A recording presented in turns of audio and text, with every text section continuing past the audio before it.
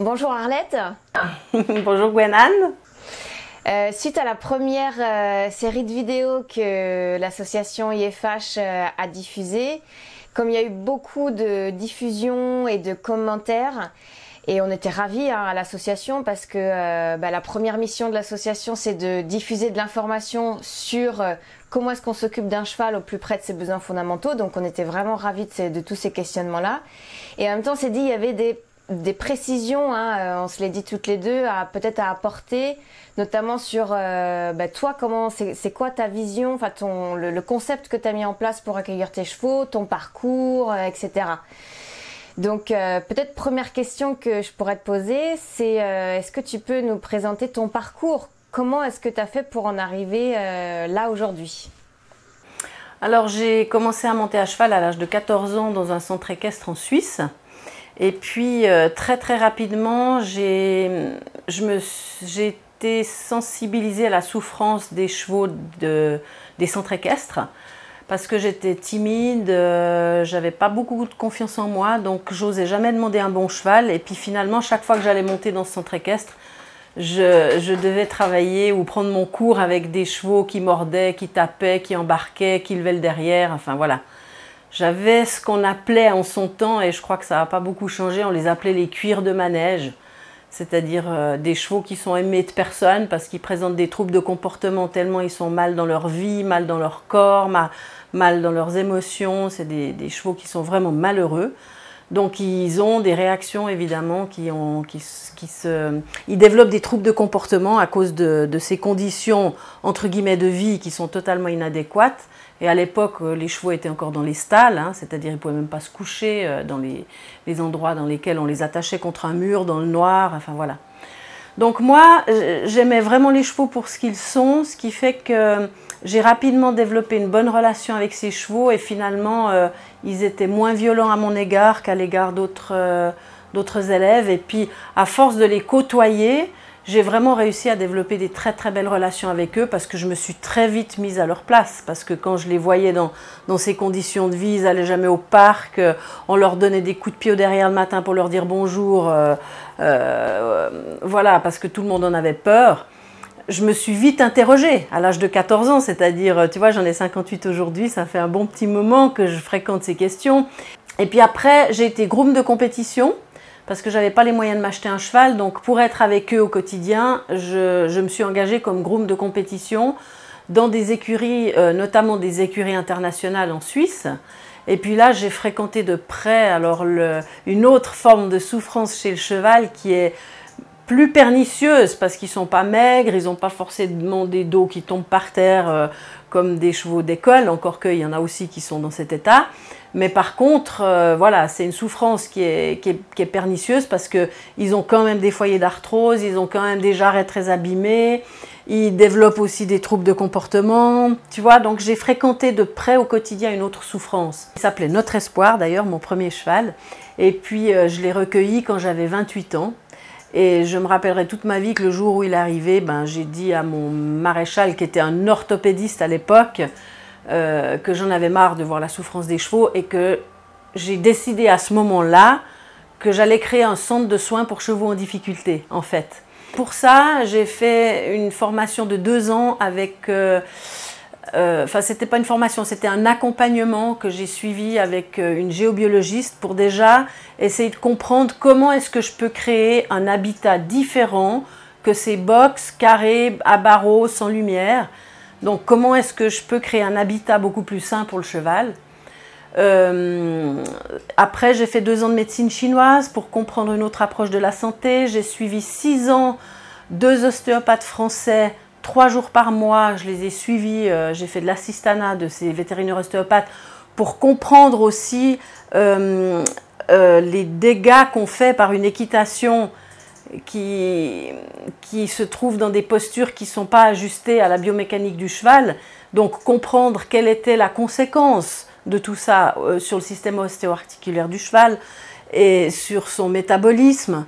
Et donc si on touche sa santé et son intégrité physique, on va forcément créer des troubles de comportement avec un monde émotionnel troublé chez le cheval. Donc voilà, j'ai fait 6 ans d'assistanat avec ces vétérinaires ostéopathes. Ils étaient d'ailleurs les 2 vétérinaires à la base. Donc si tu veux, je me suis entourée de scientifiques, de gens qui avaient fait des formations scientifiques. Et j'ai beaucoup côtoyé ces gens pour essayer de comprendre, tu vois, toujours plus profondément quelle est l'interaction et quelle est l'empreinte qu'on laisse chez le cheval dans sa vie, dans son physique, dans sa santé. Et après, j'ai fait aussi 5 ans de formation de réhabilitation des corps sensibles avec l'Institut IMR pour essayer de comprendre aussi comment est-ce qu'on peut... Quelle est l'influence de la présence dans notre rapport avec le cheval et à quel point un certain état de présence peut aussi être guérissant et aussi contribuer à la guérison du cheval, indépendamment de tous les soutiens qu'on va trouver chez les ostéopathes, les acupuncteurs, des pareurs. Il n'y a pas que ça. Il y a aussi une certaine présence, une certaine implication qui va aussi entraîner des processus de guérison. Et puis que si chaque acteur que j'avais choisi aussi travaillait dans cette qualité d'implication et de présence, ben, il y avait des miracles qui se passaient pour des chevaux qui étaient très abîmés, tu vois. Donc voilà, pour faire court, j'ai créé le chemin d'Akita, hein, qui était donc un centre de relations homme-cheval, qui s'est transformé après en jardin d'Akita. Et si tu veux, avec l'aide de tous ces spécialistes, j'ai créé une école et une écurie dans lequel les chevaux se sentaient aussi bien dedans que dehors. Parce que pour moi, c'était évident que les barreaux, l'aspect sombre des écuries, c'était dommageable pour le cheval. Donc tu as créé ton propre habitat selon tes recherches, en t'entourant de spécialistes. Tu as construit quelque chose d'unique selon toi, ce que tu as compris de tes années de recherche et de toutes tes rencontres en fait. Ouais, enfin unique, je peux pas dire que c'est unique parce qu'aujourd'hui il y a de plus en plus de personnes qui tiennent compte de ces choses-là, donc je ne vais pas prétendre être unique. Mais à l'époque où je l'ai démarré, oui, parce que tu vois, j'ai enlevé les fers de mes chevaux il y a 25 ans, je passais pour une folle, et puis je me suis mis mes maréchaux à dos, j'ai des vétérinaires aussi qui sont venus un peu contre ma conviction, tu vois. Et puis j'ai enlevé le mort aussi avant que les éthologues, je montais en liberté avant que les approches américaines arrivent en Europe. Donc j'étais vraiment un peu considérée comme une folle, mais ça a été mon combat toute ma vie parce que c'était quelque chose que je sentais vraiment pouvoir offrir aux chevaux, tu vois. Et j'ai vraiment beaucoup travaillé pour ça. Voilà, j'ai réussi à créer une école et une écurie modèle en bois dans lequel les chevaux se voient, il y a de la lumière. C'était pas une grande écurie, mais en travaillant sur tout ce qui concerne les, comment on appelle ça, les proportions des box, hein, justement, qu'on travaille avec des proportions équilibrées, que ce soit plutôt des rectangles.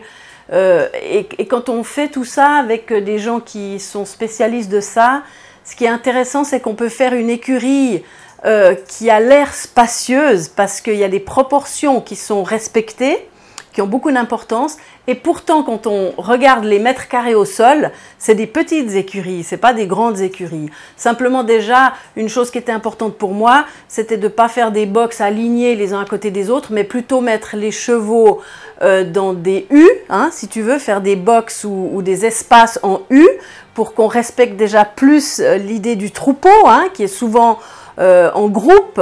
Donc, quand ils sont dans une écurie en U avec une petite cour intérieure, ben, il y a une interaction extraordinaire qui se passe entre les chevaux qu'on ne peut pas du tout voir dans des immenses allées où on a 25 chevaux sur 2 allées l'un en face de l'autre. Donc, j'ai étudié beaucoup tout ça. Et est-ce que tu peux un peu plus nous expliquer comment fonctionne ton écurie en fonction de la rotation le matin, le soir, comment ça se passe, où est-ce qu'ils vont et à quelle heure, etc. Oui, alors pour moi, ce qui était évident que j'ai pu observer, c'est que quand on travaille avec les chevaux, avec des élèves ou qu'on fait de la compétition, ce que j'ai observé, c'est qu'évidemment, par exemple, quand il fait très très chaud, quand il y a les canicules, je les mettais au parc la nuit, tu vois. Mais si par exemple j'avais des cours à 9 h le matin et que je rentrais mes chevaux avec mes élèves, ben, je m'apercevais que mes chevaux étaient très très fatigués. Parce qu'en fait la nuit, les chevaux ne se reposent pas tant que ça. Quand on les laisse jour et nuit dehors, en fait, ce que j'ai observé, c'est que les chevaux, ils entrent dans un biorhythme qui est plus naturel. Mais alors, si par exemple, on veut faire de l'accompagnement, ou qu'on veut faire du spectacle, ou qu'on veut faire de la compétition, ben, il faut savoir que les chevaux ne se reposent pas du tout aussi bien la nuit au parc que quand ils sont dans une écurie, tranquille, bien paillée, dans lequel ils peuvent se coucher de tout leur long. Alors je ne dis pas qu'ils ne se couchent pas au parc, mais j'ai observé qu'ils se reposent moins quand même au parc que dans des bonnes écuries tranquilles. Donc après, ce que j'ai fait, ben, c'est que j'ai rentré mes chevaux à 5h30 le matin, quand j'avais des cours à 9h par exemple, et puis alors je t'explique pas, ils arrivaient dans leur box, ils s'étalaient tout leur long dans la paille et puis ils dormaient jusqu'à 9h, tu vois, 9h30, ils se reposaient vraiment, tu vois. Donc, tu vois, c'est toutes ces petites observations. Et surtout, ce que j'aimerais aussi témoigner, c'est qu'il faut avoir un peu d'empathie envers les responsables de centres équestres qui sont prisonniers d'un système et qui s'en rendent compte aujourd'hui depuis des années. Ils entendent tout ça. Ils sont pas bêtes, ces gens. Ils voient bien que l'enseignement est obsolète. Ils voient bien que leur système, il porte préjudice aux chevaux.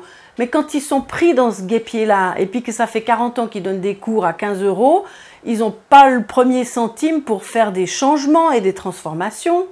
Ça fait partie des choses que tu as aussi étudiées. Comment toi tu peux mettre en place ça au mieux pour les chevaux, mais aussi comment est-ce que l'humain il peut rester intègre et penser aussi à lui, peut-être à sa rentabilité. Tu as aussi étudié ça aussi.